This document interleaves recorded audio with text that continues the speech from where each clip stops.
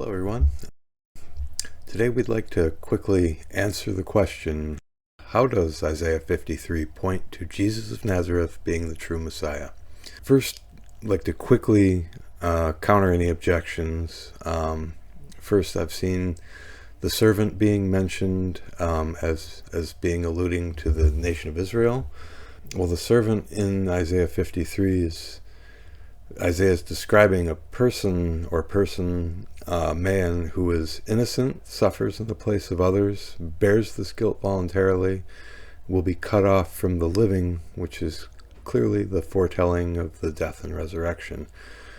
Moreover, Hebrew grammar in 53 uses singular masculine pronouns, which is almost unheard of when referring to the suffering of the nation of Israel, which is almost always feminine.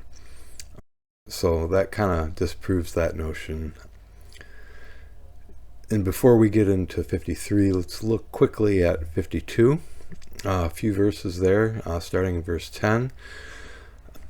Verse 10, the prophet Isaiah says that God's arm shall be made bare across the nations, indicating that salvation will be made available to all, not just the Jews, and that it will inherently come out from Israel, which it does.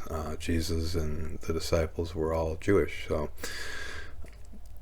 verse 13 talks about a servant who is both held high, extolled, and who will instruct with wisdom. Verse 14 talks about a person who is marred and damaged more than any man, to the astonishment of any who look on him. Describing the crucifixion and suffering of Christ. 15, I feel, shows pretty strongly evidence of the new covenant. Beginning with, so shall he sprinkle many nations, which is a strong reference to sacrifice and the sprinkling of blood on the people, which is throughout all the Old Testament, and mentions also that they will receive the salvation that is talked about first in verse 10. These people have never been told before of Jesus, and they've never heard of God before Jesus. So this all points to the crucifixion and what will ultimately be the Great Commission. So now into 53. Verse 1, to whom is the Lord revealed? All, to everyone, as in 52:10. Verse 3 describes a despised and rejected man of sorrows, who was esteemed not. We esteemed him not. So who? We is the Israeli Jewish people. Verse 5, wounded for our transgressions, bruised for our iniquities, by his stripes we are healed. Jesus was brutally whipped and abused before he was crucified and put to death. Verse 7, oppressed, afflicted, yet he was silent. He didn't open his mouth except when he was giving into the authority of the high priest. Otherwise, he didn't say a word. Verse 9, grave with the wicked, 2 thieves who were crucified with them, and then rich in his death, he was buried in a rich man's tomb, Joseph of Arimathea, Matthew 27:57. And then verse 9 also goes on to describe a man who didn't have violence, no deceit.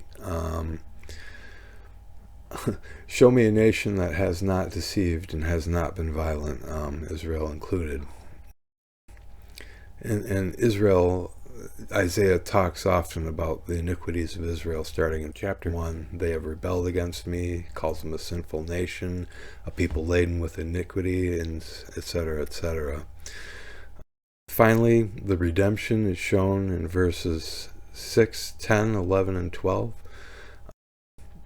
All we like sheep have gone astray. We have turned every one to his own way. The Lord laid on him the iniquity of all. It pleased the Lord to bruise him. He put him to grief when he shall make his soul an offering for sin.